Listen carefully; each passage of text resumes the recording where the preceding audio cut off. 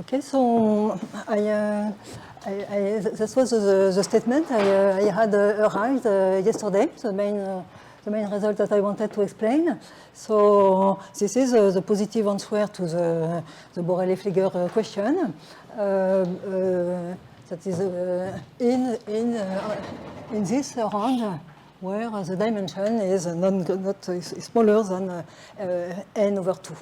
So the Borel-Fleger question had been asked in cohomology, but we prove as well the result in the setting of Chow groups and over any field of characteristic 0, particularly not algebraically closed. So today I am going to explain the strategy. Everything is rather, in some sense, simple-minded, and I will, to start with, I will explain a mild, small generalization of the proposition I wrote yesterday, which was concerning images of general complete intersections under a smooth morphism. And the generalization is, so the first step of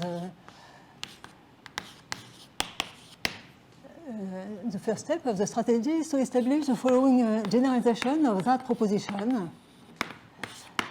Essentially, the generalization is that I allow the morphism to be flat instead of smooth. So maybe you recall that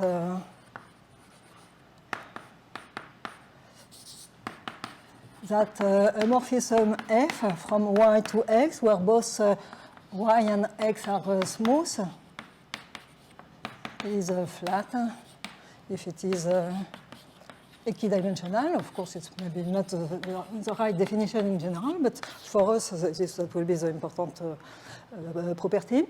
And the proposition is as follows. So let y x be smooth.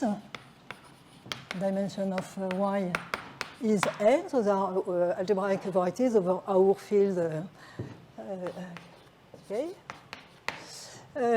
Sorry, the dimension of x is n, and let f from y to x be flat, proper or projective morphism. Then, if z contained in y is a general complete intersection of very ample hypersurfaces, and the dimension of twice the dimension of z is smaller than n, which is the dimension of x, the restriction is an embedding. So f of z is smooth. Okay, so this is the proposition. And yesterday I wrote exactly the same proposition, except that f was smooth. So let me explain.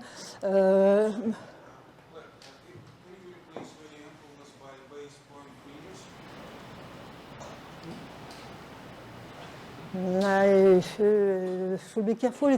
I think no. It's a transversality result. The important, I could give a more precise statement, but the important fact for us is that this z passes through any 2 points with essentially any possible tangent space. So you really want that. So I don't think that the base point would be enough. Let me make a small remark that we need an assumption. I mean, if you remove flat, that won't be true. So maybe let me write here. So without flatness, of course, such a statement cannot be true. The simplest example, if you consider for f the blow up of a point. Okay, so For example, you consider something like this. Okay, and here you have an exceptional divisor A. Your complete intersection will contain this A, so you will have your Z intersected with A, which will be a divisor in Z, which is contracted to a point. So clearly that cannot be an embedding. Okay, so but of course here the blow-up of a point, it's not flat.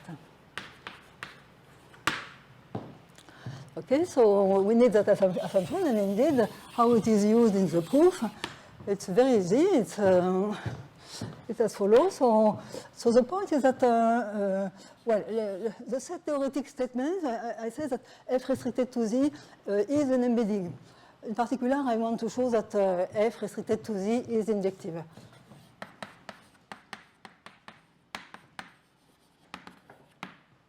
After that, I have to check that it is an immersion at any point. It's a different problem. But this is equivalent to say that if you consider z cross z inside y cross y, and here you go to x cross x, you want that, so this is ff. You want that ff minus 1 of delta x intersected with z cross z is contained in the diagonal of z. So that's an equivalent statement. And the point is that the flatness, so of course the diagonal, so this is the diagonal of x. The diagonal of x has a codimension n, and because f is flat, the inverse image of the diagonal of x, which is here, inside, so it is now contained in y cross y, okay, has also codimension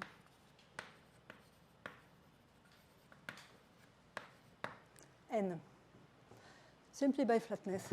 And now this is finished because the point is that my z being a general complete intersection,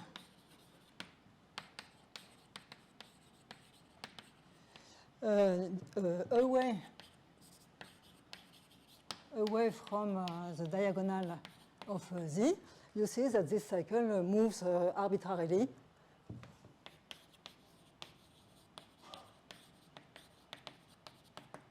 And so you have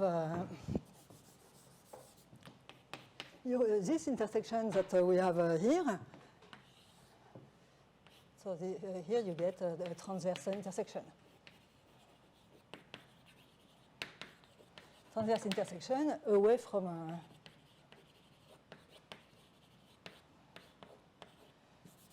the diagonal of z.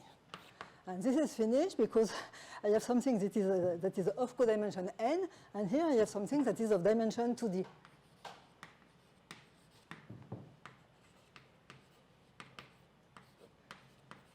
Okay. So transverse intersection, that means that the intersection will be empty, and so finally I conclude that this intersection away from the diagonal, it is empty.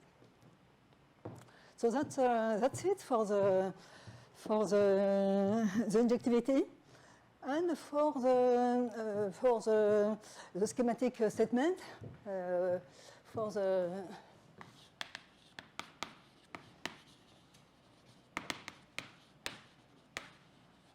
okay, so that means that you want that f restricted to z is an immersion. Well, basically that means that if you consider the P of Tz inside P of Ty, you want that this thing does not intersect P of Ty over X whatever it means, basically they are all the tangent vectors which are vertical, so that is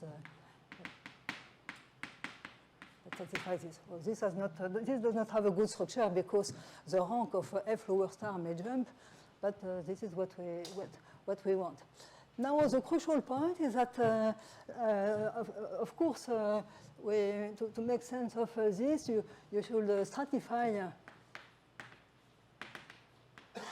the y into strata yk, where the rank of F lower star is exactly k.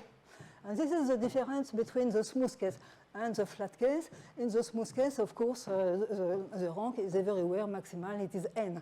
And then it's immediate to conclude. Here we have to consider stratum by stratum. So over each yk, you can make sense of this. So, okay, now this is actually a vector bundle. You know the rank. But the crucial point is this: the fact that yk, it is the locus where the rank of F is k, and you know by SARD or something standard that F of yk, so the dimension of F of yk is none greater than k, because the rank of F restricted to yk is smaller than k at any point. And once you know this, by flatness,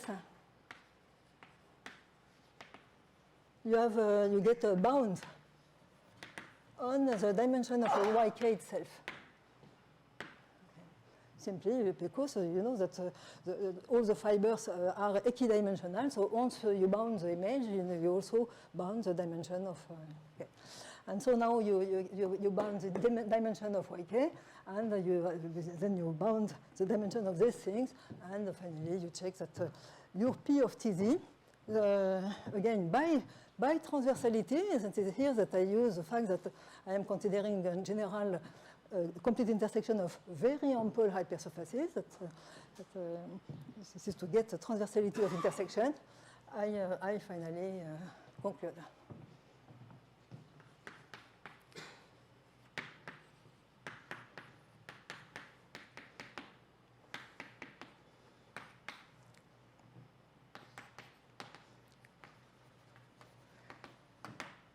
Okay, so and this is the end of the proof. And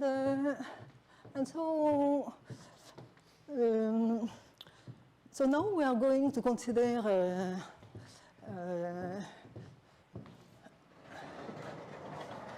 we are going to use this proposition to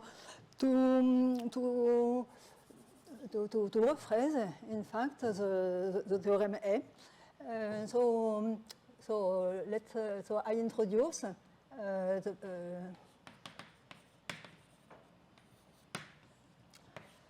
so CHD of X. Sorry, so this is, now I want to consider. Okay, so by definition, that will be the flat push forward of cycles of Chern tape. Okay. By definition, that will be the group. Well, so of course, it's contained in CHD of X. That will be the subgroup of CHD of X generated by the F lower star of CHD of Y Chern tape for any proper and flat or projective flat morphism F from Y to X and Y smooth. Here I consider only the cycles of Chern tapes, and the point is that as I explained yesterday, the cycles of Chern tapes, we can also write them using the Segre classes as push forward, the smooth push forward of intersections of divisors over some projective bundles. So finally, that will be also the subgroup generated by the cycles of the form F lower star of product of divisors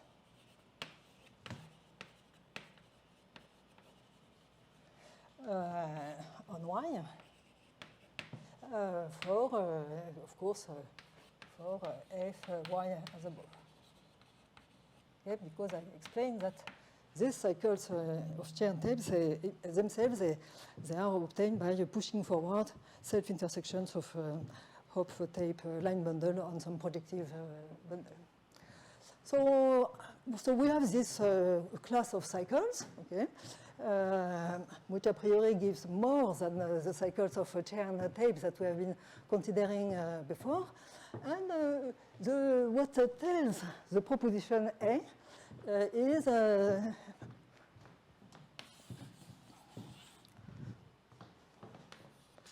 so it says exactly the fact that cycles of this tape, of a flat push forward tape,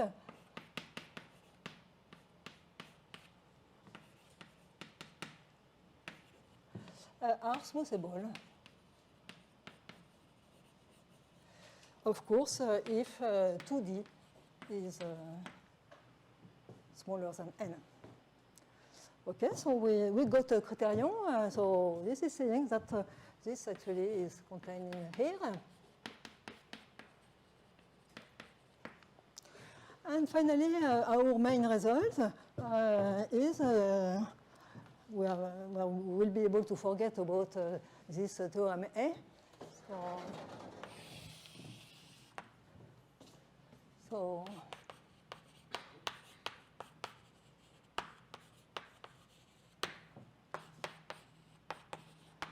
that follows from the fact that for any x smooth, let's say smooth projective, it's not very important,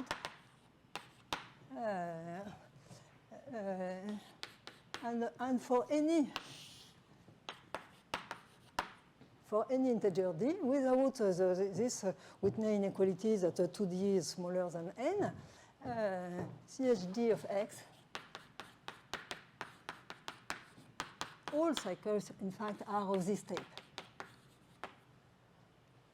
So this is saying that this class of cycles that we have been constructing, sort of thing intermediate between Chern tape and all cycles, in fact, that gives you everything. Okay, and so, of course, the theorem A follows when 2D is smaller than n by applying this corollary. So the theorem of CHD bracket X smooth is the statement. X is smooth projective, yes. No. C is the equality, the left hand side equals CHD bracket X smooth. C. No, you need to put smooth. CHDX is smooth. No, that's the key point. What our interest is in here. What I explain is that there is a criterion for being smoothable. The criterion for being smoothable is being here. Okay? And what I am saying is that finally all cycles are of this type. Okay? Okay, so in my mind, this statement is more interesting simply because it concerns all cycles of any dimension. So we don't have to worry about this inequality of dimensions. Okay, so this is what I am going to concentrate on.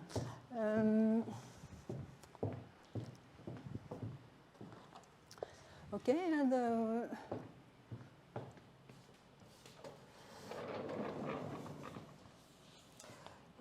Yes, maybe a small, yeah. Bon.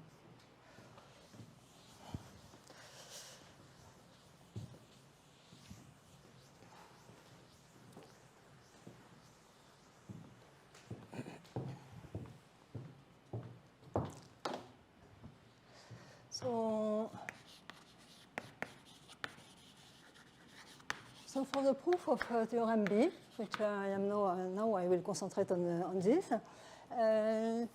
So we are going to study the functoriality properties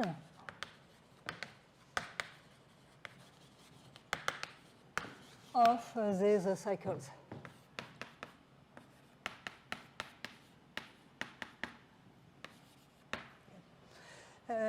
So there are two obvious functoriality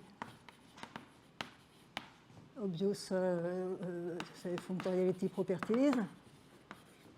One is that if you have a flat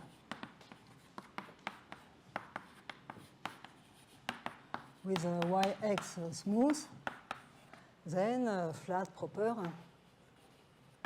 then phi lower star of the cycles of a flat push-forward tape on Y are also on a flat push-forward tape on X. That's obvious because you look at the definition and the composition of a phi with any flat morphism here. Maybe this Y is a little confusing, so let me write it like this.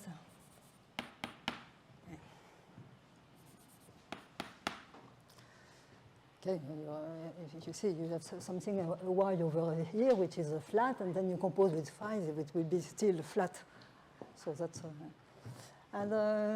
okay, so that's the first obvious fact. The second, slightly less obvious fact, but that follows from one version of the projection formula, that if phi from x prime to x is smooth morphism, then phi upper star, now it's something that preserves the codimension,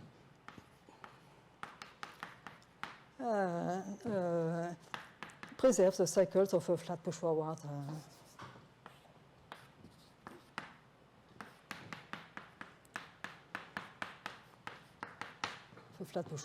tape.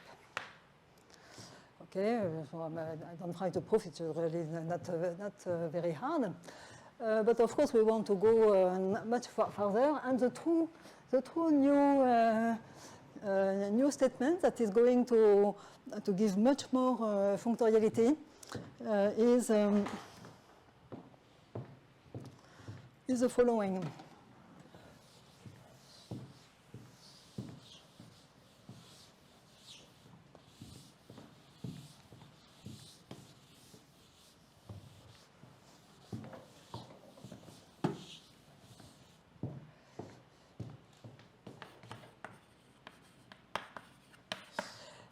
This is saying that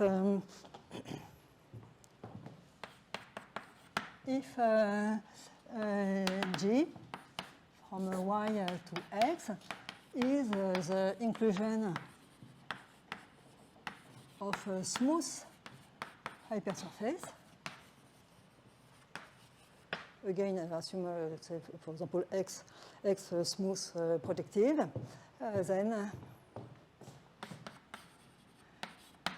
then G lower star of cycles of a flat push-forward tape on a Y is contained in cycles of a flat push-forward tape on X. And of course, now it's non-trivial because the G is the inclusion of a hypersurface, so it's not flat, so there is something to say. And the proof, and this is here that you see that the interest of having this proposition A that uses a flat morphism instead of a smooth morphism. This is going to appear exactly here. So So we do the following. I consider the graph of the inclusion.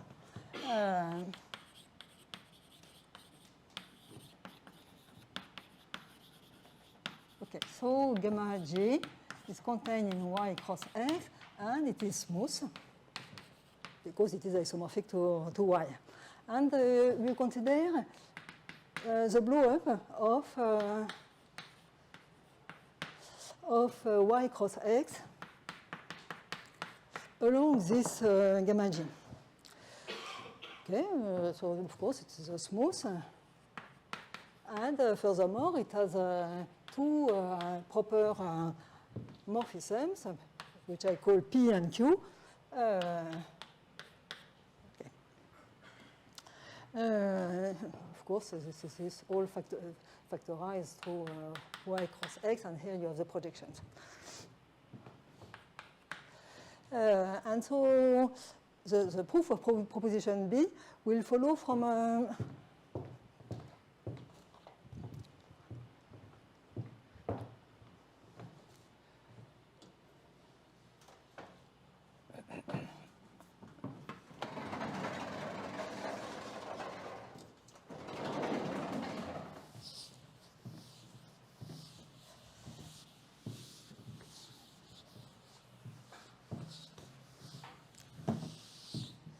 we have the following lemma.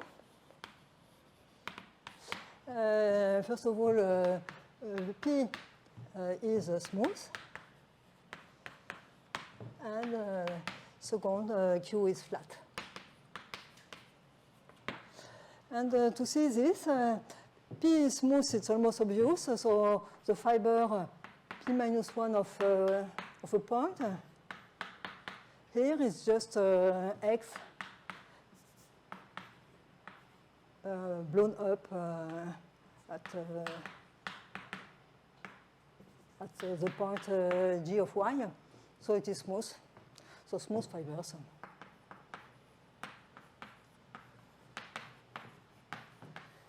Okay. And for Q, for the second statement, so now I look at the fibers. You see this T is smooth, so to check that that the Q is the T is smooth and the X is smooth.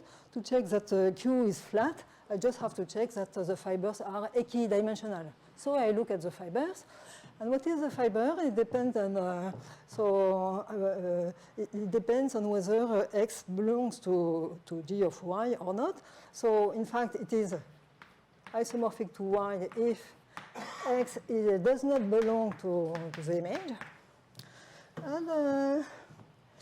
and Q minus 1 of X, it is the union because we view, of course, we analyze the fiber here, and then we have to see what happens under blow up, and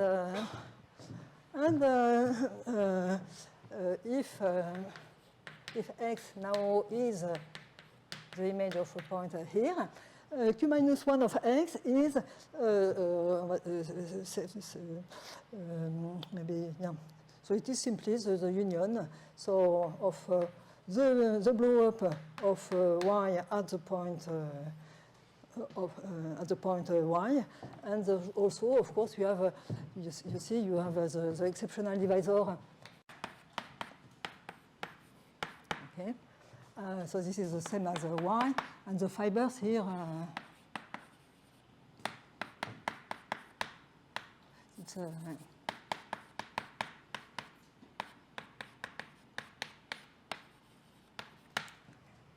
so because the pullback of the tangent bundle of X, it is simply the normal bundle of gamma G in Y cross X. So you also have the exceptional fiber here, which is P of Tx at the point G of Y.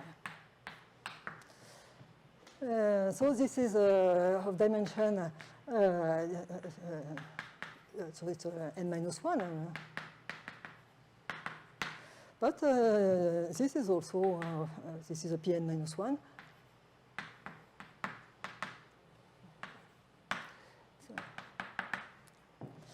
And so the conclusion that we may have singular fibers, but they are all of dimension n-1.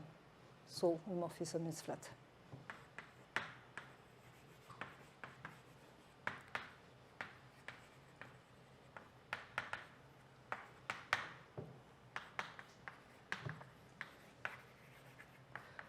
Okay.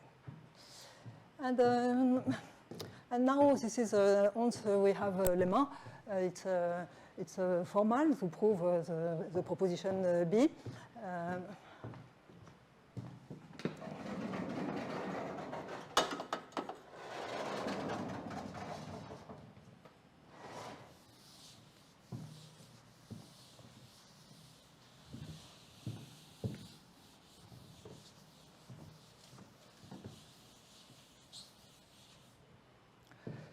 The point is that if you have an alpha, which is in a CHD of y of a flat push-forward tape, we want to compute G lower star alpha. And one way to compute this is as follows. So it is up to a sign, which might be -1 to the n, or to the n-1, I don't remember. Of Q lower star. Here you do P upper star alpha, and here you intersect with the class of the exceptional divisor to the n. Maybe I don't want to explain the proof of that formula, but basically this is coming from the fact that you have to do a little bit of the projection formula. And the key point is that we have this blow-up morphism that is here. By definition of the, well, maybe not definition, it's an excess formula, a standard excess formula. You have that.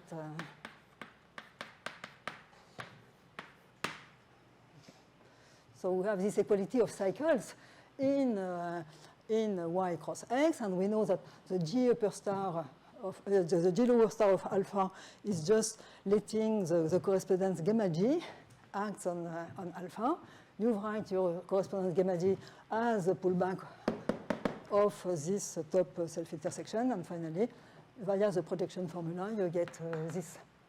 And now this is very good because alpha is here. As P is smooth. So when I push it, I pull it back to T. It is in this one. It is in CHT here. I intersect with divisor classes, obviously that I am still staying in the same class, and I push forward by something that is flat. And I already explained that I can always. And I have stability under a flat morphism. And so this is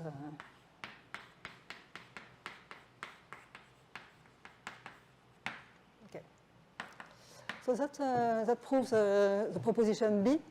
And it turns out that this proposition has plenty of corollaries, easy corollaries. But I mean, you can. It looks innocent, but finally there are many consequences. In fact, I would say it's very similar to some Delage technique, or even earlier some techniques that appear in Hirdebroer book on topological method in algebraic geometry. So once you have something for line bundles, for divisors, you can do plenty of consequences. And so in some sense, this is well known. So I'm going to explain some consequences of proposition B. So maybe I don't need this anymore.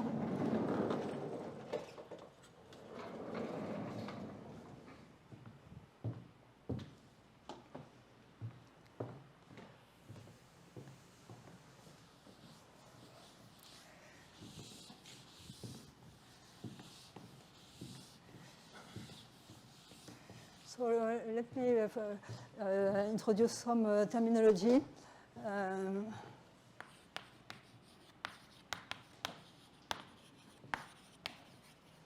I say that W containing X is CBS, that means complete bundle section. This is a very small generalization of the notion of complete intersection. So that means simply that if W is the zero locus of section of a bundle on X of rank R, and I want that this to be transverse, and so I want that the codimension of W is exactly R. The case of complete intersection is exactly the case where the vector bundle A is a direct sum of line bundles, but I will need this. And the corollary one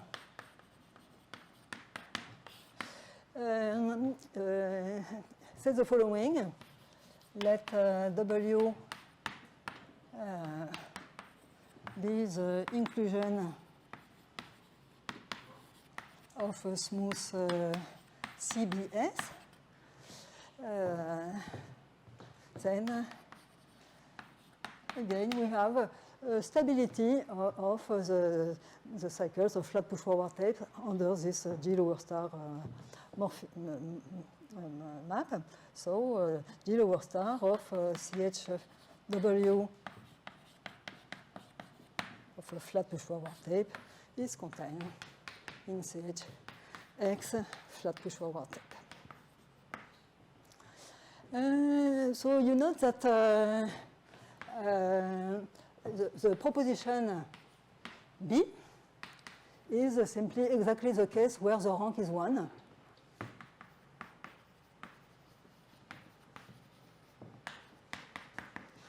So yes, I have some time, so I can explain. It's very short. It's by a sort of a refinement of the splitting principle that you can go from the line bundle case to the higher rank case. So let me do it quietly.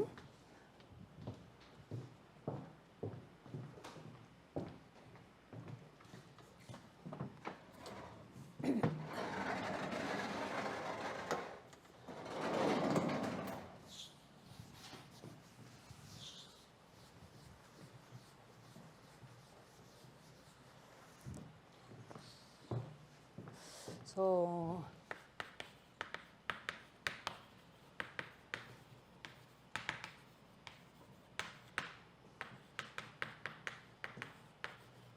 okay. Now the point is that so we have your vector bundle and you have your section,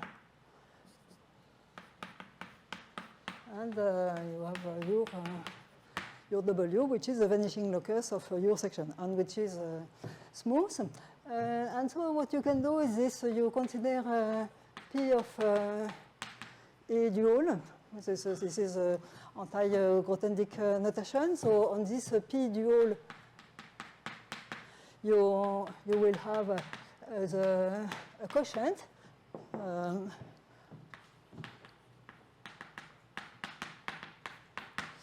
Okay, so that means that your pi upper star S is going to give you a section of this hopeful line bundle. So, okay, and now you get a hypersurface which is smooth. So it is a smooth hypersurface. And the point is that this smooth hypersurface, it contains, of course, the whole vanishing locus of S, which is this.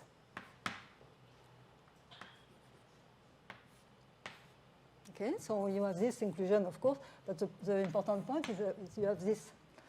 Okay, and so this is obvious because W is the vanishing locus of S.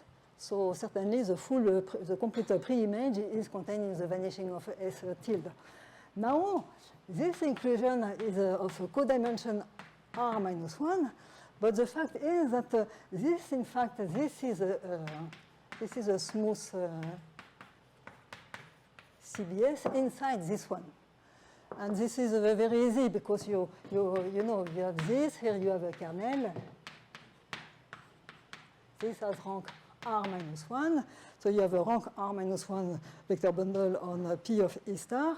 And when you restrict to this half-S, so the S tilde restricted to V of S tilde, it becomes a section of K by definition.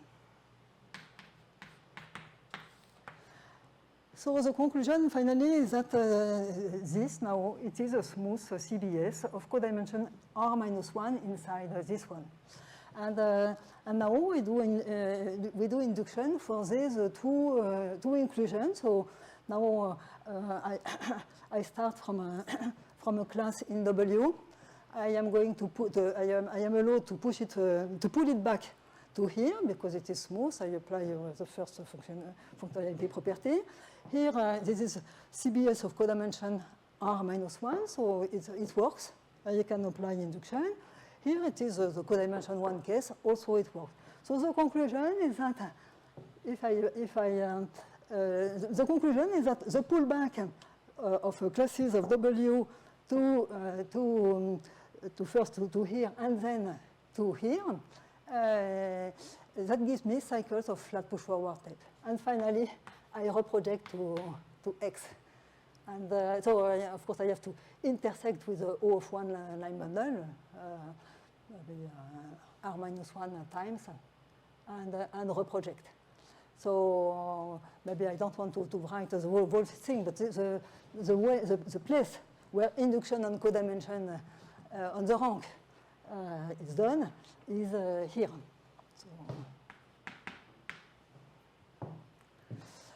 So, okay, so this is good. And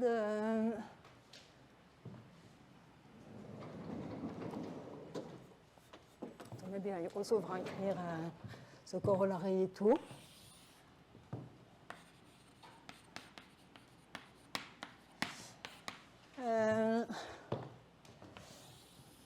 The corollary 2, that will be, in fact, a corollary of corollary 1. That is saying that if you have, again, the inclusion, so it's exactly as before. And now you are going to consider the morphism, the blow-up of X along W. So, okay, again, something that is definitely not flat.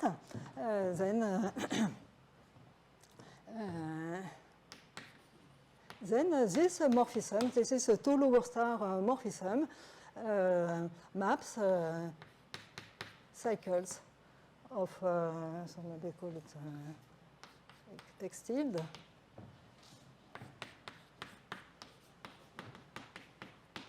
Okay.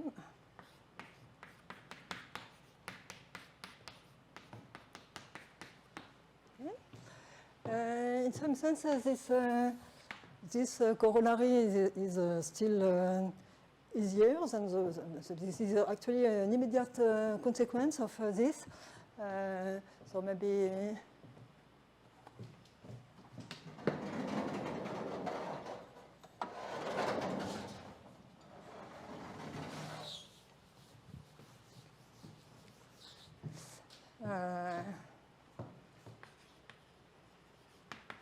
so instead of considering P of A dual, I am considering now P of A. And so you have your P of A over X, again, anti-Grothendieck notation. So now the section that I have here, it gives me a rational section that I could say S bar from X to P of A. And the indeterminacy, so S bar. So the indeterminacy locus of this S bar is obviously the vanishing locus of S. So this is W. And what is very easy to see is that BL, so now the blow up of X along W, it is the image of this S bar map, and furthermore, and this is a smooth complete bundle section in P of A. And which bundle you have to now? You see that this is now this thing. So you have this copy, this S bar of BLW X contained in P of A. This has codimension R minus 1. And in fact, the vector bundle, it's quite easy. It's on. So now I am working with this one. So I have a sub.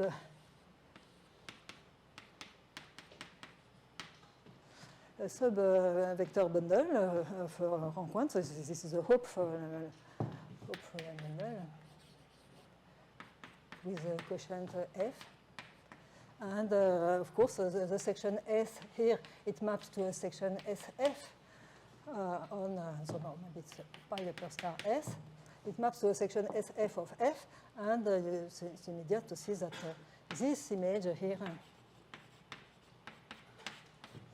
it is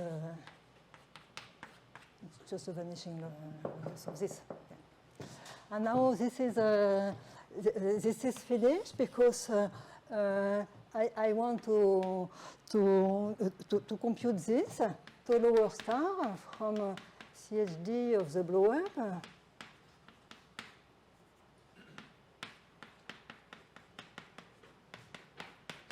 And what I am saying is that these factors like this, okay, I have this inclusion that is here, maybe I call it I. And, okay, and now it's, so that means that this tau lower star, I could factor it as pi lower star composed with I lower star. This pi lower pi is just a smooth morphism, so no problem. And this I lower star, it is the inclusion of a smooth CBS, so I can apply corollary.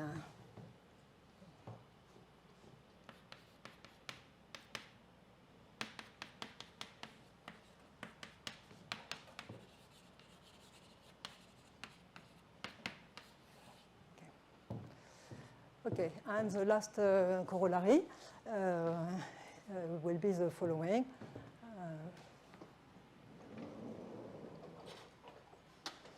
So it's a consequence of either corollary 1 or corollary 2.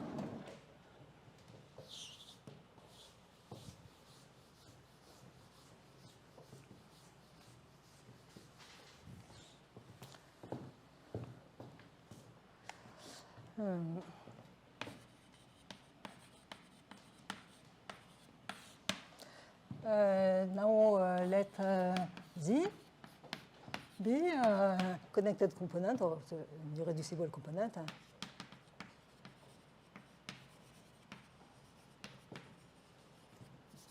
Of smooth CBS. Of course, the Z itself is just a connected component. I don't know if it is the zero locus of a section of a vector bundle. Usually not. And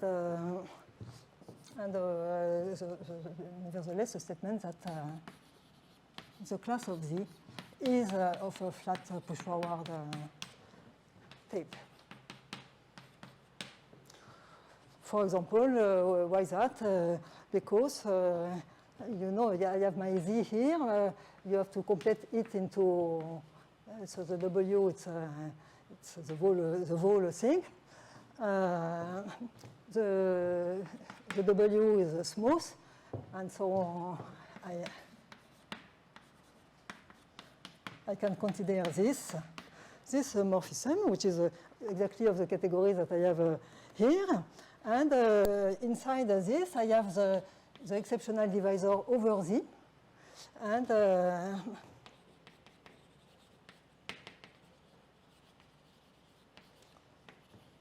And of course, you get that Z is plus or minus tau lower star of A to the C, where C is a codimension. So we have this. Now the E, it's a divisor class, so its power E to the C, it is of Chern tape. And now I apply tau lower star, and this is exactly the kind of morphisms that are allowed here, and that leave the cycles of a flat push-forward tape stable. Okay, and so that finishes the proof. And now the end of the proof. Now I come to the proof of theorem B. Uses these corollaries. The theorem B now will be a consequence of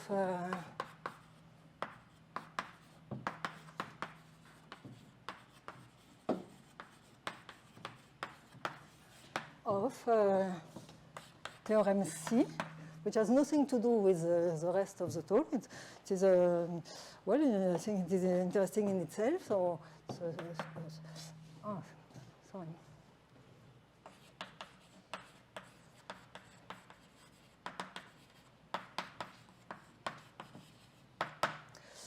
What says the theorem C? It says that if you start from something that is smooth, probably not a CBS, no reason, then after a certain number of blow-up, which are all of this tape, you can essentially make your proper transform of Z into maybe not a CBS, but a connected component of a CBS. Okay, so let's, okay, Z is smooth.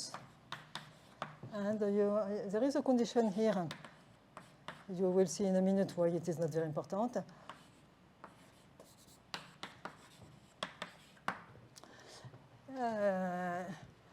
Okay, of course, X moves to. Then there exists a sequence of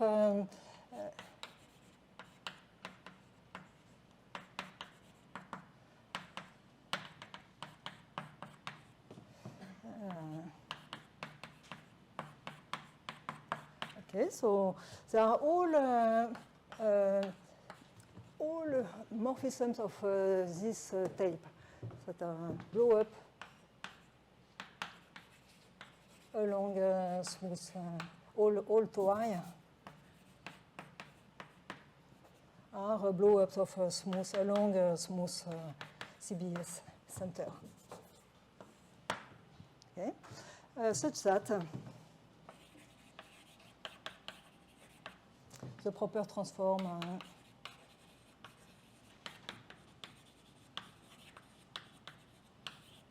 says the tilde of Z is a connected component or irreducible component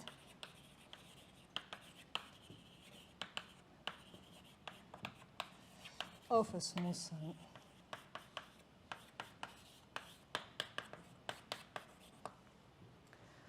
okay, so there is this result. Maybe if I have some time, I will just show you one picture. But let me explain now how what we have done here implies theorem B.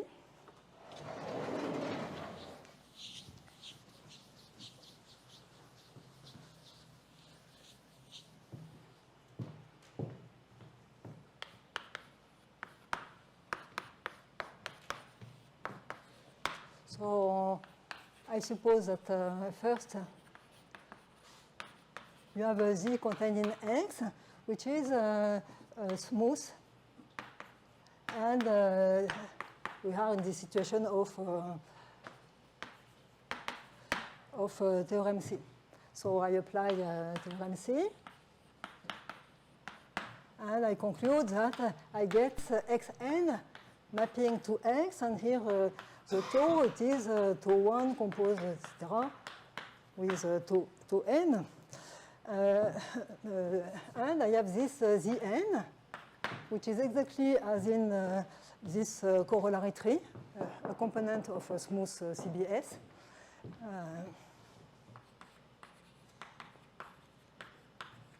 And this is a proper transform of Z.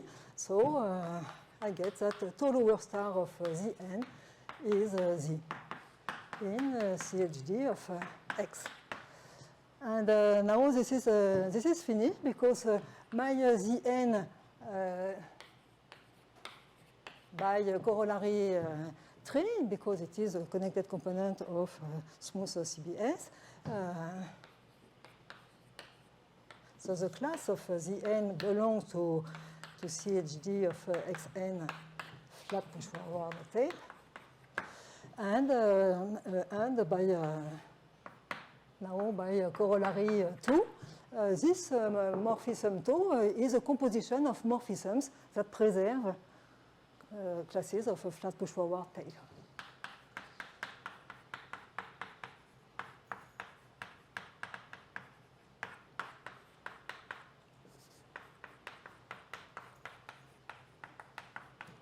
Okay, and so this is finished in that case.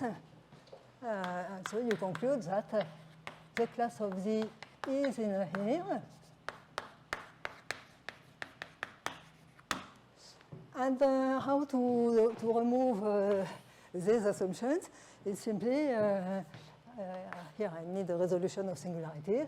Any Z in X, maybe Z will be singular, maybe the dimension will be not okay, but I just desingularize and embed the resulting thing in a Pn, which is large enough. Okay. Now the Z tilde, it is smooth. It is inside something that is of large dimension, so I can assume that this condition is satisfied. So I will, by the previous step, I will get that the Z tilde, the class of Z tilde, is in CHD of X cross Pn flat push forward.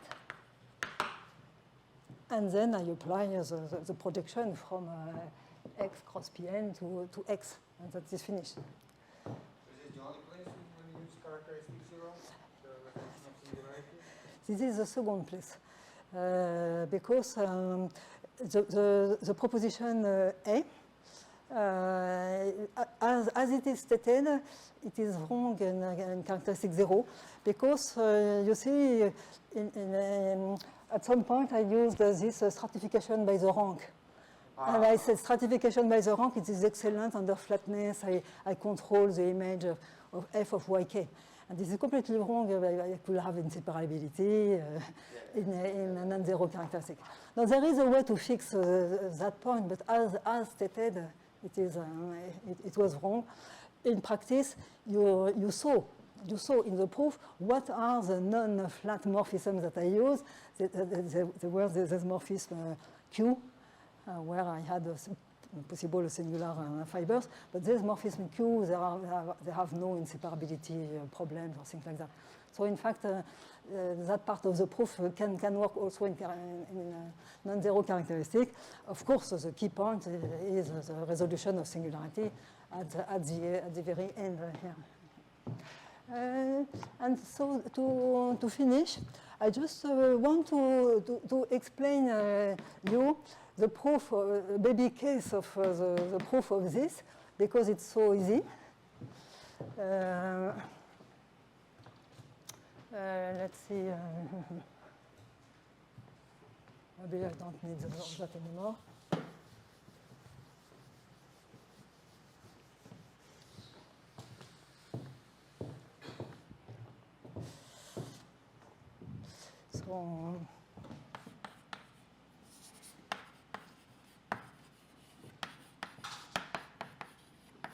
So assume simply that the dimension of Z is 1. Okay? So it is a smooth curve. So my Z is here. The problem is that it is not a CBS. Okay? But still what I can do is that I can do this. So I put Z as connected as an irreducible component of a certain W, maybe W is not very good, T, which itself is a complete intersection.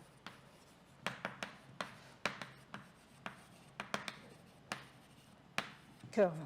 This process is just called liaison. So I will have a second component pairing, which is called the residual component. So T will be Z union T prime. And here I have a number. If you do this with a careful choice in a sufficiently generic way, the T prime will be also smooth.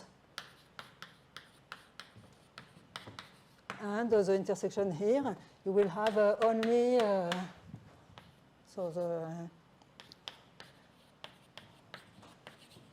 as only ordinary double point.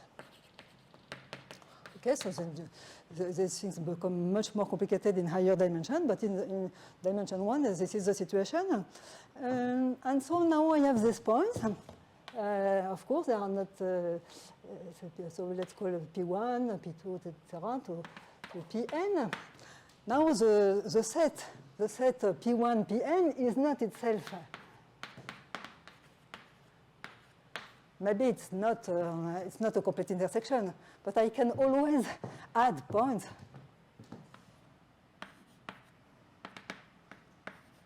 Okay? I can always put this finite set of points inside a complete intersection of which is zero-dimensional, and I arrange the residual points to be away from my situation. Okay, so let W be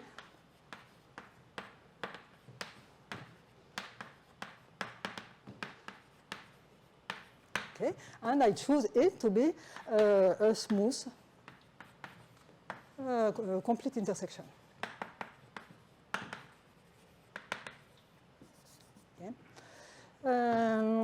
Okay, so now this is good because I am allowed to blow up this in this theorem C. This is the kind of thing that I am allowed to blow up, and when doing this blow up, because the points Pi are the intersection, are you taking intersection points and further points?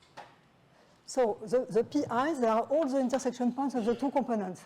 I am saying that this I am not allowed to blow up. This is not a complete bundle section. So I just add some points away from the figure in order to make the center of blow up a complete intersection. And so now I have this blow up, which is good, which is allowed, and it is very clear that because I blew up all the intersection points, I get that I have the proper transform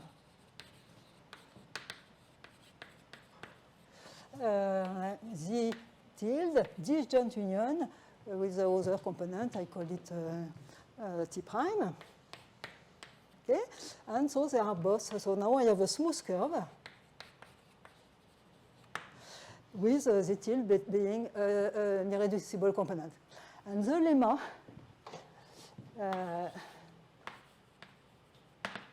is that, in fact, this disjoint union, Z tilde union T prime tilde, this is not the full proper transform because, in principle, we should add the extra lines. This curve here is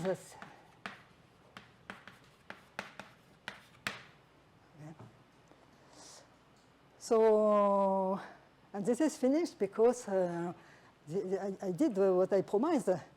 The Z tilde, the proper transform of Z, after blowing up my W, it has become a connected component of something that is a CBS. So now it is tricky because, in fact, this is not a complete intersection anymore. You have to construct a vector bundle, which is not a direct sum of line bundles. So that's, so what will be still a complete intersection? So there is another, when you are in this situation with these two curves intersected at finitely many points, there is another curve which is natural, namely the Z tilde, T prime tilde, and all these lines, these exceptional lines that are supported on the tangent space. If you consider this union, it is still a complete intersection upstairs. But I want to get rid of this component, and for this I need to construct a vector bundle. So it's not, so, okay. So that is finished. Sorry.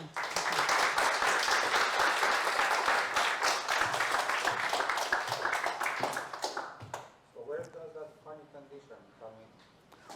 Which funny? Dimension of x greater than 4 times dimension of Ah. x.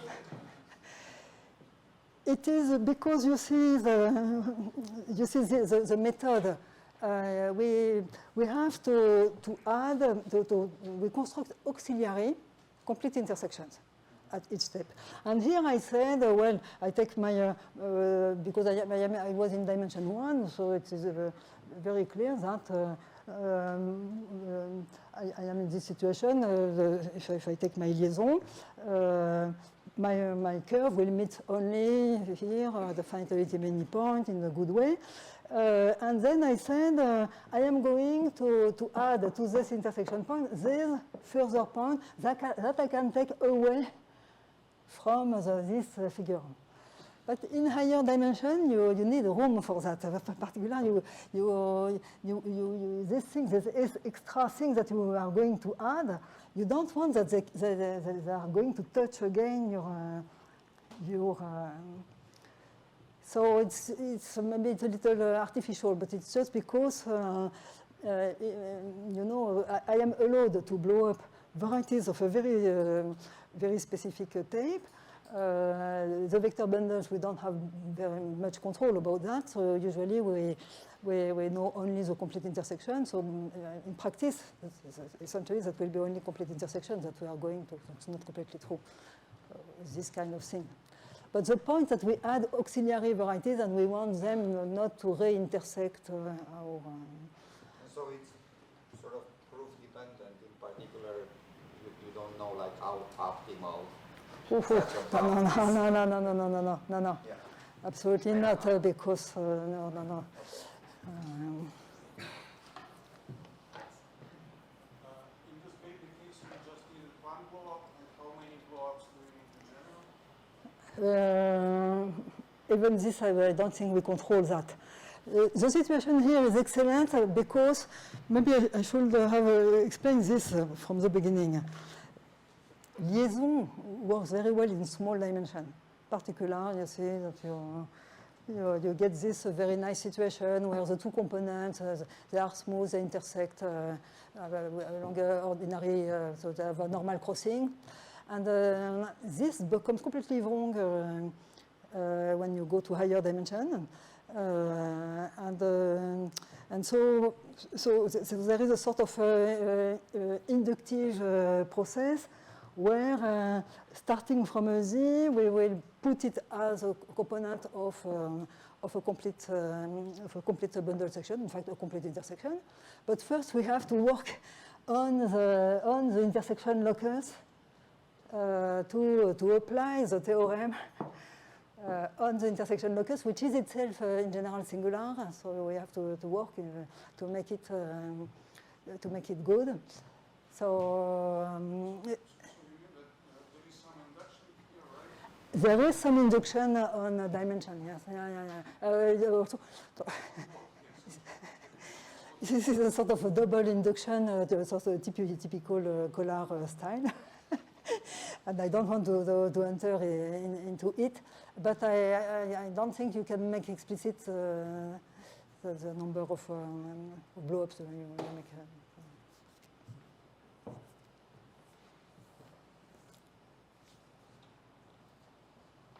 Okay, I guess this concludes this year's 2 lectures. Just thank